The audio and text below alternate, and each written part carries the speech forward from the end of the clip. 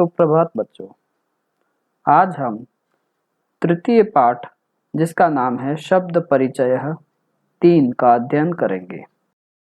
इस पाठ में सर्वनाम नपुंसकलिंग शब्दों का प्रयोग करना सिखाया गया है। सर्वनाम नपुंसकलिंग शब्दों में तत्, एतत् और किम शब्दों का प्रयोग करना हम इस पाठ के अंतर्गत सीखेंगे। सबसे पहले इन तीनों ही शब्दों के रूप किस प्रकार से चलेंगे नपुंसकलिंग के अंतर्गत वो देखते हैं। तो सबसे पहले देखेंगे हम तत् शब्द।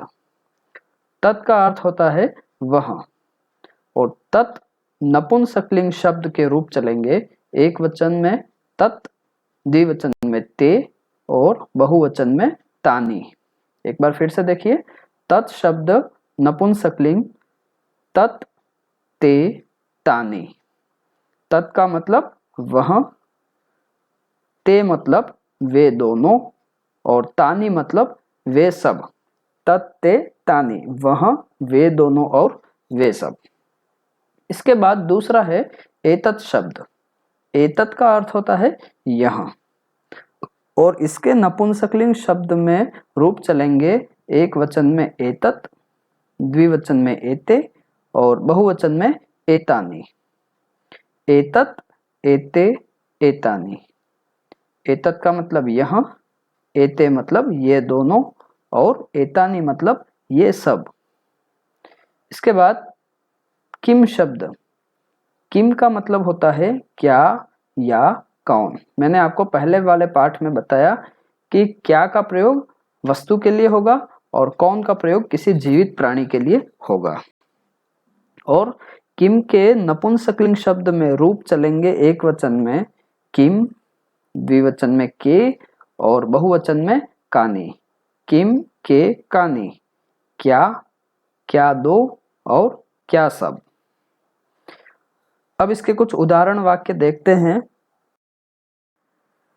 उदाहरण वाक्यों में सबसे पहले एतत् नपुंसकलिंग शब्द के एक वचन रूप देखेंगे। एतत् का अर्थ होता है यहाँ, और नपुंसकलिंग शब्द है एतत्, और इसका एक वचन रूप देखिए। एतत् का एक वचन रूप होगा एतत्, द्विवचन होगा एते और बहुवचन होगा एतानी। तो यहाँ पर हम एक वचन की बात कर रहे हैं, तो सबसे पहले हम लिखेंगे यहाँ पर एतत्। और किम शब्द। किम शब्द नपुंसकलिंग के रूप होते हैं किम, के, कानी। किम एक वचन, के द्विवचन और कानी बहुवचन में। तो एतत् के साथ एक वचन रूप आएगा किम। एतत् किम, यह क्या है, प्रश्न पूछा गया है, तो इसका उत्तर होगा एतत् खनित्रम अस्ति। यहाँ पर इस वाक्य में जो पीछे क्वेश्चन मार्क लगा हुआ है वो नहीं आना चाहिए। यहाँ पर गलती से लग गया है क्वेश्चन मार्क, ये नहीं होना चाहिए क्योंकि ये स्टेटमेंट है, ये उत्तर है। तो एतत् मतलब यहाँ, खनित्रम, खनित्रम का अर्थ होता है कुदाल, अस्ति मतलब है।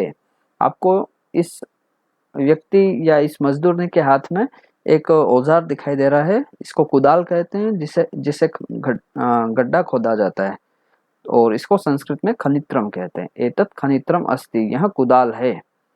श्रमिका खनित्रम चालयति। श्रमिका मतलब मजदूरनी, फीमेल, और अगर इसका मेल होगा तो उसको कहेंगे श्रमिकः। श्रमिकः मतलब मजदूर और श्रमिका मतलब मजदूरनी। खनित्रम चालयति मतलब श्रमिका खनित्रम चालयति, मजदूरनी कुदाल चलाती है। इसके बाद देखिए एतत् के बाद तत्। तत् नपुंसकलिंग एक वचन रूप।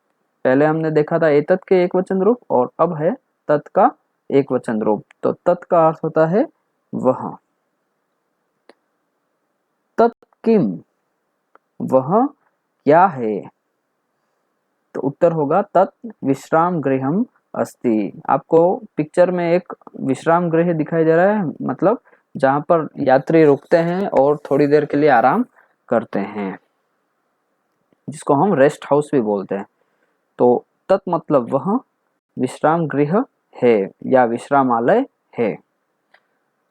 नेक्स्ट है किम अत्र भित्तिकम अस्ति। किम मतलब क्या, अत्र मतलब यहाँ, यह एक अव्यय है। अत्र मतलब यहाँ, और इसको अव्यय कहा जाता है। भित्तिकम मतलब दीवार, अस्ति मतलब है।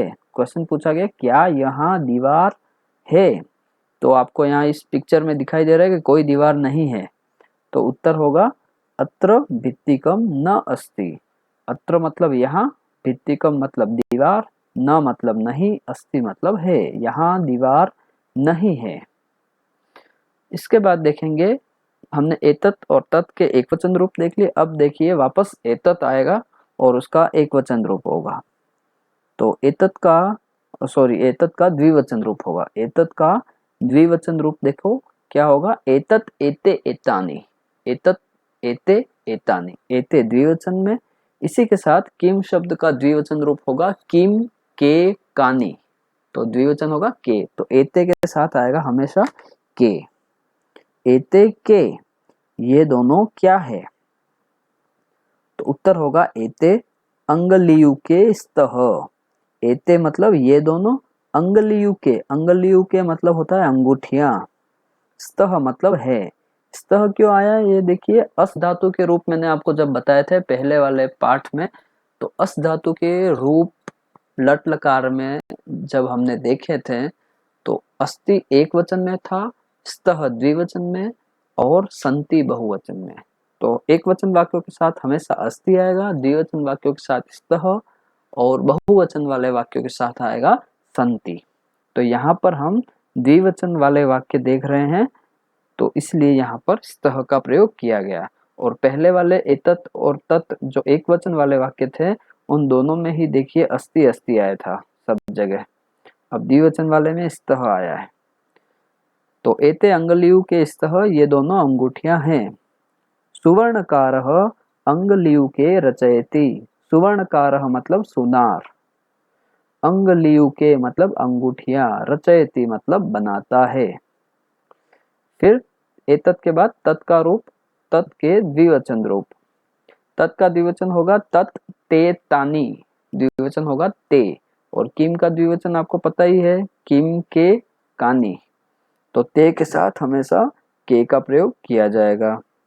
ते के, वे दोनों क्या है, तो ते बसयाने स्तः। अब यहाँ पर फिर से स्तः आया है, मतलब द्विवचन वाला वाक्य है ये, तो वे दोनों बसे हैं। तीसरा वाक्य है ते बसयाने कुत्र गच्छतः। वे बसे या वे दोनों बसे कहाँ जा रही है। कुत्र मतलब कहाँ, जैसे अत्र था, अत्र भी एक अव्यय था, और कुत्र, कुत्र भी एक अव्यय है, और गच्छता मतलब जा रही है। उत्तर होगा ते रेल स्थानकम गच्छतः। ते मतलब वे दोनों, रेल स्थानकम मतलब होता है वे, वह स्थान जहाँ पर रेल आती है, मतलब रेलवे स्टेशन। गच्छतः मतलब जा रही है, वे दोनों बसें रेलवे स्टेशन जा रही है।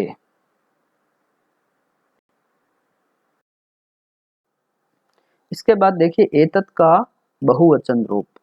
एतत् मतलब यहाँ, और इसका बहुवचन एतानि। एतत् एते एतानि, एतत् का बहुवचन होगा एतानि, और किम शब्द का बहुवचन होगा किम के कानि। एतानि के साथ कानि का प्रयोग, एतानि कानि, यह ये सब क्या है।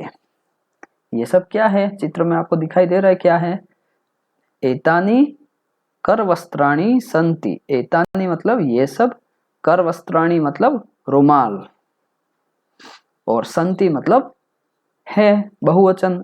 अस धातु में हमने देखा पहले, अस्ति एक वचन, स्तः द्विवचन और संति बहुवचन, अस्ति स्तः संति। फिर नेक्स्ट लाइन है किम एतानि पुराणानि। किम मतलब क्या, एतानि ये सब, पुराणानि पुराने हैं, क्या ये सब पुराने हैं। क्वेश्चन पूछा गया तो इसका आंसर होगा न। न मतलब नहीं। एतानि ये सब, तू नूतनानि ये सब तो नए हैं, ठीक है, नहीं ये सब तो नए हैं। अब अंतिम पैराग्राफ में तत् शब्द का बहुवचन रूप देखेंगे। तत् मतलब वह, बहुवचन नपुंसकलिंग, तत् ते तानि, बहुवचन होगा तानि, और किम शब्द का बहुवचन होगा किम के कानि। तो तानि के साथ कानि का प्रयोग, तानि कानि, वे सब क्या है, तानी मतलब वे सब और कानी मतलब क्या है, वे सब क्या है। तो उत्तर होगा तानी कदली फलानी संति। कदली का मतलब होता है केला, केले को संस्कृत में कदली कहते हैं, और फलानी मतलब फल। वे सब केले के फल हैं, या हम सिर्फ इसको केले हैं ऐसा भी लिख सकते हैं, वे सब केले हैं। किम तानी मधुराणी, किम मतलब क्या, तानी मतलब वे सब, मधुराणी मतलब मीठे हैं। मधुर का मतलब होता है मीठा, और मधुराणी मतलब मीठे, बहुवचन में मधुराणी हो जाएगा। क्या वे सब मीठे हैं, प्रश्न पूछा गया है, तो इसका उत्तर होगा आम। आम का मतलब हाँ। तानी वे सब मधुराणी मीठे, पोषकाणी पोषक, च मतलब होता है और, च ये भी एक अव्यय है और इसका अर्थ होता है और। तो पूरे वाक्य का अनुवाद हो गया, आम मतलब हाँ, तानी मधुराणी पोषकाणी च, वे सब मीठे और पोषक हैं। जब और लगाया जाता है संस्कृत में किसी वाक्य में तो च का प्रयोग वाक्य के अंत में होता है, या वे दोनों ही शब्द जिनके बीच में और लगाना है उनके बाद में च शब्द का प्रयोग किया जाता है। बीच में च नहीं आएगा, बाद में आएगा च। मधुराणी पोषकाणी च, मीठे और पोषक हैं। तो हमने पहले, दूसरे और तीसरे इन तीनों ही पाठ के अंतर्गत क्रमशः एतत्, तत् और किम शब्दों का प्रयोग करना सीखा। और ये तीनों ही शब्द हमने पहले पाठ में देखा पुल्लिंग, दूसरे पाठ में देखा स्त्रीलिंग, और तीसरे पाठ में देखा हमने नपुंसकलिंग। तो शब्द परिचय पहला जो पाठ है उसमें हमने एतत्, तत् और किम का पुल्लिंग रूप देखा। फिर शब्द परिचय है द्वितीय के अंतर्गत हमने एतत्, तत् और किम के स्त्रीलिंग रूप देखे, और शब्द परिचय है 3 मतलब आज वाले पाठ के अंतर्गत हमने एतत्, तत् और किम के नपुंसकलिंग रूप देखे।